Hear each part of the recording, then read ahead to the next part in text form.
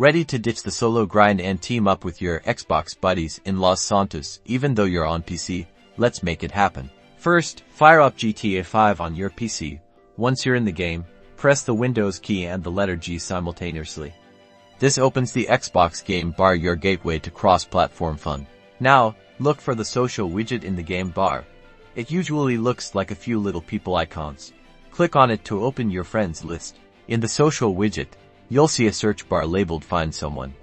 Type in the gamer tag of your Xbox friend you want to play with.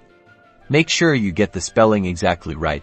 Once you've found your friend, click on their profile. This will open their profile card where you can then add them. Click on the Add Friend button. They'll receive a friend request on their Xbox. Tell them to accept it. Once your friend accepts your request, you'll see them appear as online in your friends list. Now, right-click on their name. Select Invite to Game.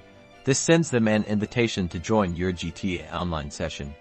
Note: both of you need to be in online mode already. Your friend can now accept the invite on their Xbox and join your GTA Online session on PC. Now go cause some mayhem together in Los Santos.